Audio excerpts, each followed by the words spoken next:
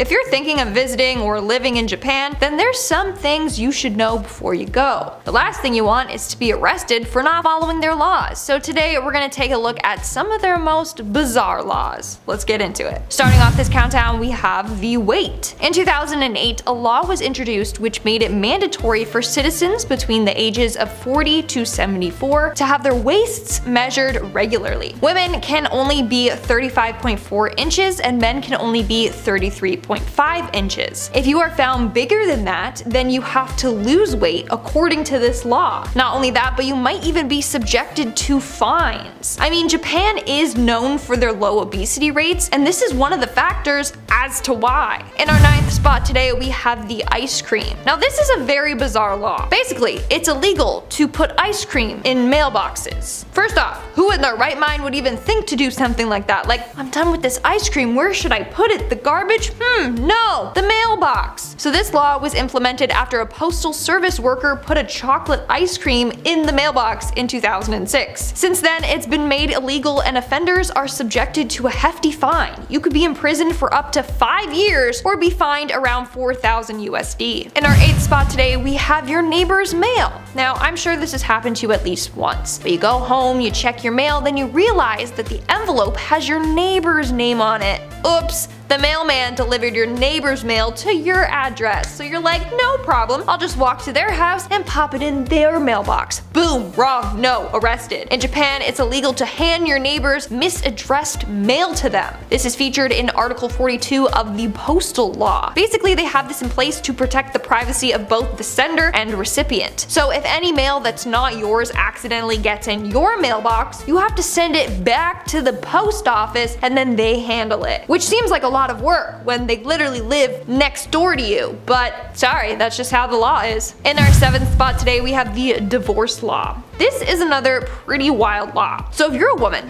and you get divorced by law, you have to wait 6 months before remarrying again. And if you give birth to a child during those 6 months, the child is legally your ex-husband's. As for men, well, they can just remarry instantly. Now, there actually is somewhat a reasonable explanation behind this, somewhat. So let's say the woman does remarry instantly after divorce, and then she finds out, oh no, I'm pregnant. Well, how would she know who the father is? So the 6-month rule is in place so that it's going to be clear who the kid's father is. In 2016, the law was amended. Now the law is women can remarry immediately after divorce as long as they aren't pregnant. If they are, then they have to wait 100 days to remarry. And a child born within 300 days of divorce is still legally considered the child of the original husband, even if it's not his. In our 6th spot today, we have the married couple. Now, most married couples do live together, but in Japan, they must. It's illegal for married couples to live separately unless they have a just cause. Now, why is this a law, you may ask? Well, it was passed to prevent divorce rates from spiking. If you're living away from your partner, the separation might take a toll on your relationship. But like I said, most couples do live together after marriage, so it's not that big of a law. We are now at our 5th and halfway mark with indecent exposure. In Japan, it's illegal to expose your thighs or your bum in public. The law was passed in 1948 under the Light Crimes Act. However, this law is rarely enforced, and most women still like to wear miniskirts in public. But if the cops are really out looking for people, then you could be arrested and put in jail for up to 29 days. While we're on the topic of legs, crossing your legs in Japan is considered very casual and improper. In Japan, you are expected to sit tall with both feet on the floor and never cross your ankles over your knee. But don't worry, there's no law surrounding this, so you won't be arrested for accidentally crossing over your legs. It's more so a manner thing, you know, it just can be perceived as rude. In our 4th spot today, we have smoking. Now, most people smoke outdoors and think that's the proper place to smoke. Well, not in Japan.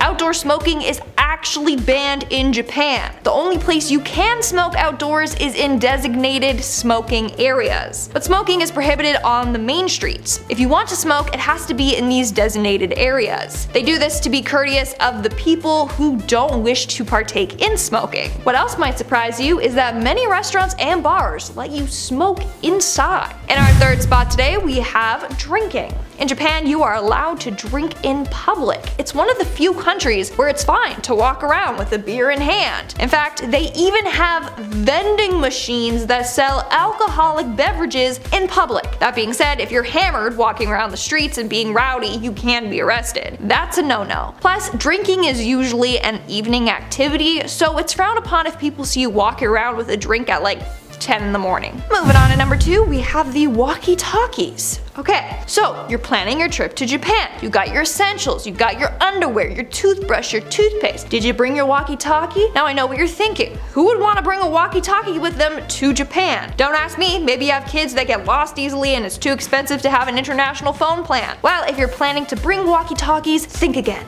It is illegal to own walkie-talkies bought from another country. Now, this actually has a really good reason behind it. Japan relies heavily on their radio network to relay important information. Any foreign walkie-talkies can possibly interfere with their signals, so they made them illegal. If you're caught with one, you can face 1 year in prison with fines up to around 9,000 USD. And in our number 1 spot today, we have the dancing. For the longest time, dancing at public venues was illegal. That's right, dancing was illegal. The only place you could dance was at venues with a special dancing license, and you could only dance until midnight. It was illegal as soon as it struck 12. They did this in 1948 as a way to try and get rid of prostitution in these dance halls. Just recently, they changed the laws so you can dance after midnight, but the venue has to keep their lights on. So as soon as it's midnight in Japan, the lights turn on if you want to keep dancing. If venues don't follow this law, they could get in serious trouble. Alright guys, that's all for today's video. Let me know in the comments below where you are from. Do I have any viewers from Japan here? If so, let me know about these laws. I'm actually fascinated. With that being said, let's move on to our comment shoutout portion. I'll be shouting out comments from the video Top 10 People Who Chose to Escape Civilization. Mia and Mummy commented, she said civilization. Bro, the amount of comments that pointed this out, because it's in the opening sentence. I literally said want to escape civilization. You know why? It's because I was sleep deprived and it was the last video I filmed that day. I was working 9 to 5, last video, filmed a bunch of other videos. So yeah, my brain was not working and I said civilization, deal with it, okay? But the amount of people that commented this, stop it, I know. Lee Frazier commented, I understand why these people have disconnected from society. I can barely handle it myself. Amen to that. I think we can all agree. Sometimes I literally just wake up and I'm like, what the hell is going on? Like, I don't even want to check my phone because it's so depressing, everything that's happening. Like, what has life come to? I don't know. What is the meaning of life? I don't know. If you know, let me know. Steve Ortega commented, Lindsay, shout me out, chica. Well, there you go, Steve. You didn't say please and thank you, but it's okay. I'll shout you out anyways, Steve Ortega. And Align Brito commented, old timer couldn't even finish his life being naked in the islands. If it were me, I'd be like, just let me die here. So if you guys don't know what I'm talking about, you need to watch the video, because there was this guy who lives on an island by himself and he was just kind of like, I don't feel comfortable in clothes, I'm just gonna live naked. So he was living naked and then he got sick, and so the government was like, no, you can't be on this island, you're gonna die here, even though his dying wish was to die on the island. So now he's back in civilization and he's living and he's healthy, but he wants to go back to the island, but the government won't let him go back to the island. So it's really sad because he's like literally just wanted to live and be happy on the island and die there. That's where he was his happiest. But now he's kind of forced back into civilization. Anyways, watch the video. Alright guys, that's all the comments I'm shouting out for today's video. Make sure to comment something down below for a chance to be featured in my next comment shout out. And as always, don't forget to give this video a big thumbs up and subscribe to Most Amazing Top 10 for more amazing videos. I've been your host, Lindsay Ivan, and I'll see you when I see you. Bye.